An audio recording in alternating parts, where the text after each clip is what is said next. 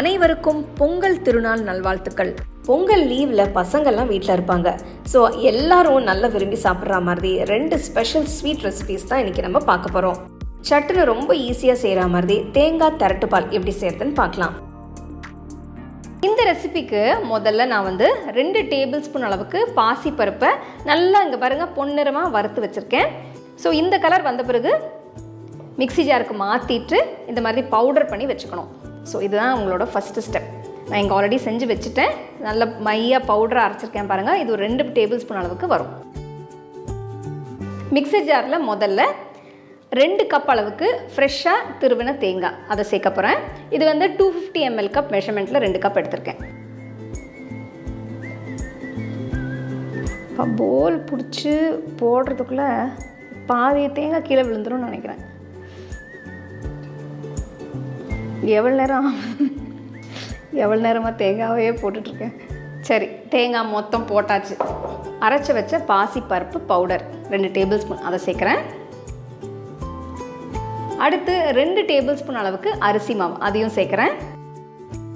இதில் 1 கப் அளவுக்கு வெல்லம் அது சேர்க்க போகிறேன். இது அகெயின் 250 ml கப் மெஷர்மெண்ட் தான். அடுத்து இதில் ஏலக்காய் பொடி இது 1 டீஸ்பூன். ஜஸ்ட்டு ஒரு சிட்டிகை உப்பு, ஜஸ்ட் ஃப்ளேவர்ஸை என்ஹான்ஸ் பண்ணுறதுக்கு, அவ்வளோதான். தண்ணி இல்லாமல் தான் நான் அரைக்க போகிறேன் ஃபஸ்ட்டு. அப்புறமா நம்ம தண்ணி ஊற்றி அரைச்சிக்கலாம். சரியா அரையில், அதனால் நான் திருப்பி இதெல்லாம் கொஞ்சம் நகர்த்தி அரைக்க போகிறேன். கொஞ்சம் லூஸுன்னு பண்ணால் கொஞ்சம் நல்லா அரையும். அரைச்சாச்சு.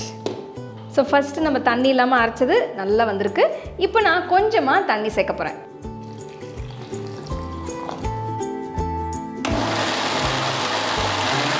தேங்காய் வெல்லம் மிக்ஸ்சர் நல்லா அரைச்சாச்சு. இப்போ நான் எடுத்து வச்சிட போகிறேன். அடுத்து முந்திரி, திராட்சை, தேங்காய் இதை 3ஐயும் நான் லைட்டாக வறுத்து எடுத்து வச்சுக்க போகிறேன். ஸோ பேனில் நான் ஜஸ்ட்டு ஒரு 2 டேபிள் ஸ்பூன் அளவுக்கு நெய் ஊற்றுறேன். ஃபஸ்ட்டு முந்திரி போட்டுடலாம்.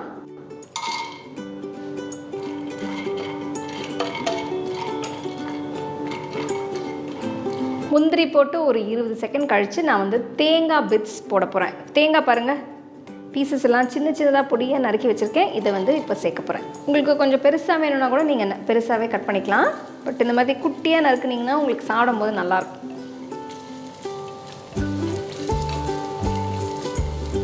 ஸோ முந்திரி ஓரளவுக்கு ரோஸ்ட் ஆன பிறகு இப்போ அடுத்தது நான் திராட்சை சேர்க்க போகிறேன். ஸோ திராட்சை நல்லா உப்பி வரும்போது அது ஸ்டவ் ஆஃப் பண்ணிவிட்டு நம்ம இதெல்லாமே எடுத்து வச்சிடலாம். ஸோ எல்லாமே நல்லா வறுபட்டுருக்கு. இப்போ நான் ஸ்டவ் ஆஃப் பண்ணிவிட்டு இப்போ இதை மாற்றி வைக்க போகிறேன்.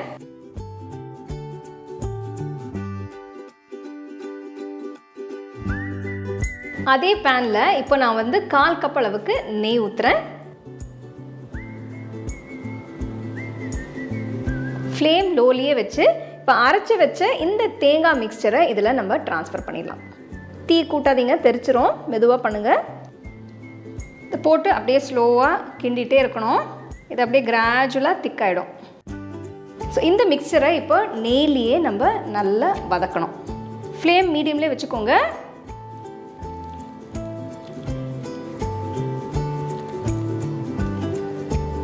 பார்த்தீங்கன்னா அப்படியே நெய்யை கிராஜுவலாக அப்சார்ப் பண்ணி நல்லா திக்காயிட்டே இருக்குது.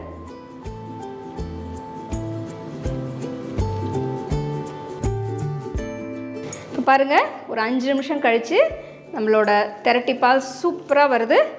அந்த எக்ஸஸ் மாய்ஸ்சர் எல்லாமே இவாப்ரேட் ஆகிருக்கு பாருங்கள். நல்லா கட்டியாக இருக்குது. ஓரளவுக்கு ஓவர் கட்டியெல்லாம் ஆகலை, பட் நல்லா சாஃப்டாக இருக்குது பாருங்கள். ஸோ இந்த கன்சிஸ்டன்சி உங்களுக்கு வந்துருச்சுன்னா இந்த ஸ்டேஜில் நீங்கள் இந்த முந்திரி, திராட்சை, தேங்காயெல்லாம் போட்டுக்கலாம். போட்டுட்டு மீதி இருக்கிற கொஞ்சம் நெய் கொஞ்சம் மீதி இருக்குது, இதையும் நான் சேர்க்க போகிறேன். உங்களுக்கு நெய் ரொம்ப பிடிக்கும், இன்னும் கொஞ்சம் வேணும்னா ஒரு 2 ஸ்பூன் தாராளமாக நீங்கள் சேர்த்துக்கலாம். போட்டுட்டு நல்லா மிக்ஸ் பண்ணிடலாம். இப்போது இங்கே பாருங்கள், நம்மளோட தேங்காய் திரட்டிப்பால் பிரமாதமாக நான் சொன்ன மாதிரி ஒரு 1/2 மணி நேரத்தில் ரெடி ஆகிடுச்சு. ஸோ இப்போ நம்ம ஸ்டோவை ஆஃப் பண்ணிவிட்டு டேஸ்டிங் தாங்க.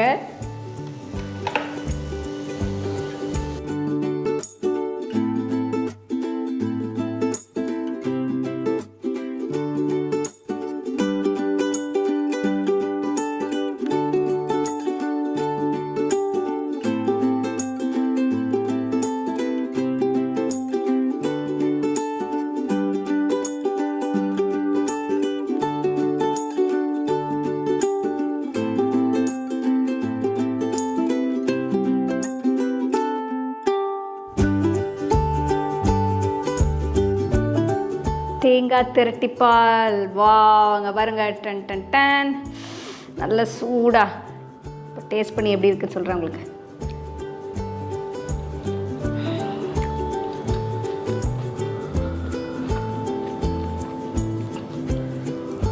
அமிர்தம் பா, சான்ஸே இல்லை. ஐயோ சூப்பராக இருக்கு.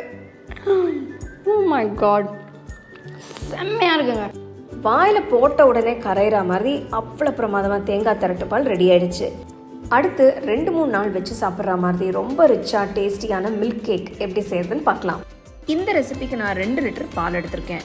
இது 3% கொழுப்புள்ள பால். நான் இந்த ரெசிபிக்கு முழு கொழுப்புள்ள பால் யூஸ் பண்ணலை. 3% மில்க் ஃபேட் இருக்கிற பால் யூஸ் பண்ணால் தான் உங்களுக்கு இந்த ரெசிபி நல்லா வரும். ஒரு அகலமான அடி கனமாக இருக்கிற மாதிரி ஒரு கடாய் எடுத்துக்கோங்க. அதில் பாலை ஊற்றி நல்லா கொதிக்க விடுங்க. அப்பப்போ கலந்து விட்டுக்கிட்டே இருங்க, அப்போ தான் அடி பிடிக்காமல் இருக்கும். இல்லைன்னா நீங்கள் நல்ல ஒரு நான்ஸ்டிக் கடாய் யூஸ் பண்ணிங்கன்னா கூட நல்லாயிருக்கும்.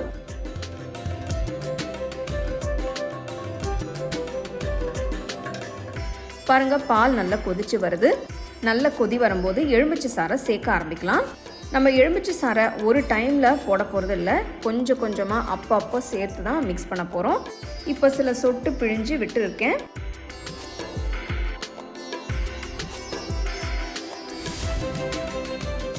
ஒரே இடத்துல பிழிஞ்சு விடாமல் நல்லா ஈவனாக ஸ்ப்ரெட் பண்ணி பிழிங்க. பிழிஞ்சிட்டு நல்லா கிண்டி விட்டுட்டே இருங்க.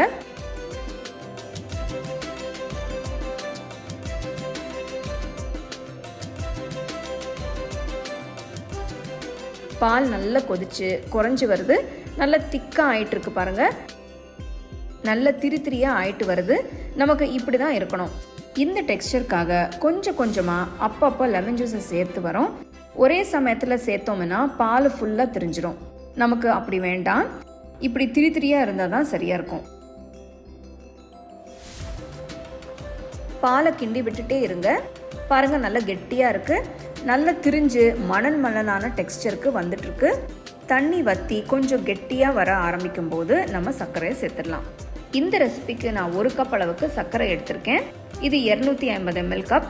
உங்கள் டேஸ்ட்டுக்கு தகுந்த மாதிரி நீங்கள் சர்க்கரையை அட்ஜஸ்ட் பண்ணி சேர்த்துக்கோங்க. சர்க்கரை கரைஞ்சதும் பால் கொஞ்சம் தண்ணியாக ஆன மாதிரி இருக்கும்.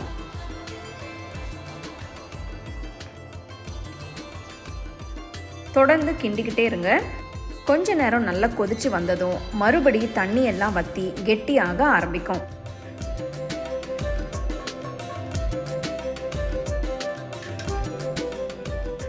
நான் இன்னொரு 1/2 கப் அளவுக்கு சர்க்கரை சேர்த்து மிக்ஸ் பண்ணுறேன்.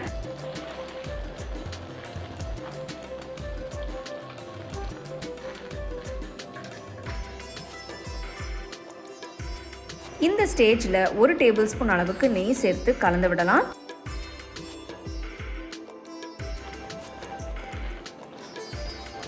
தொடர்ந்து கிண்டிகிட்டே இருங்க. தண்ணி நல்லா வற்றி வருது. இன்னொரு டேபிள் ஸ்பூன் நெய் ஊற்றி நல்லா கிண்டலாம்.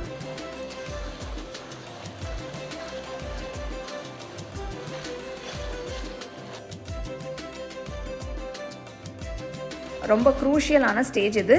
கடாயை விட்டு நகராமல் கிண்டி விட்டுட்டே இருங்க. சர்க்கரையில் இருக்கிற மாய்ஸ்சர் எல்லாம் போய் கேரமலைஸ் ஆகி நல்ல நிறம் மாதிரி வரும்.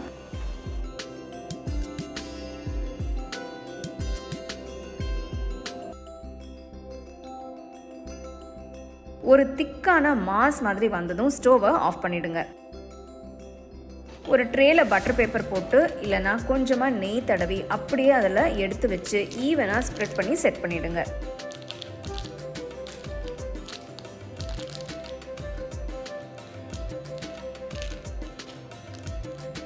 மேலே கொஞ்சமாக நெய் தடவி இன்னொரு பட்டர் பேப்பர் வச்சு மூடி விடலாம்.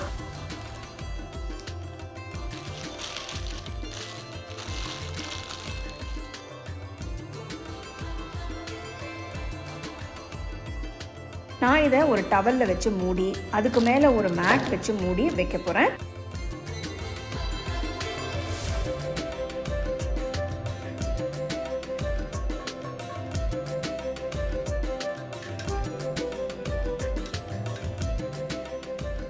நல்ல வார்மாக இருக்கிற இடமா பார்த்து வைங்க.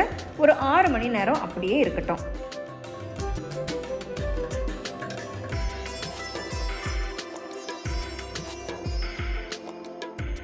மணி நேரம் ஆனதும் டின்லேருந்து அந்த பட்டர் பேப்பர் கூட எடுத்துருங்க.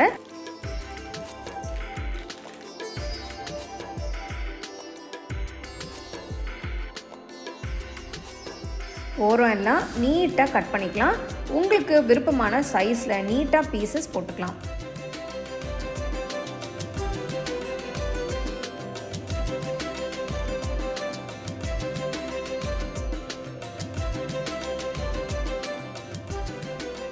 பாருங்கள் எவ்வளோ நல்லா ரிச்சாக இருக்குன்னு. ரொம்ப டேஸ்டியாக இருக்கும். கொஞ்சம் பொறுமையாக பண்ணிங்கன்னா கரெக்டாக வரும். ஸோ கண்டிப்பாக ட்ரை பண்ணி பாருங்கள். அப்படியே உங்கள் ஃபேமிலி ஃப்ரெண்ட்ஸோட ஷேர் பண்ணிக்கோங்க. 2 அட்டகாசமான ஸ்வீட் ரெசிபீஸ் பார்த்தீங்க. ஸோ இந்த ரெண்டுமே நீங்கள் வீட்டில் ட்ரை பண்ணி சந்தோஷமாக உங்கள் ஃபேமிலி ஃப்ரெண்ட்ஸோட இந்த பொங்கலை கொண்டாடுங்க. உங்களுக்கு நான் இந்த வீடியோவில் யூஸ் பண்ணுற ப்ராடக்ட்ஸ் பிடிச்சதுன்னா கீழே டேக் பண்ணியிருக்கேன், செக் பண்ணி பாருங்கள். டீட்டெயில்டான ரெசிபிக்கு homecookingshow.in வெப்சைட்டை செக் பண்ணுங்கள். The second edition of the home cooking book is now available on Amazon as well as on shop.homecookingshow.in.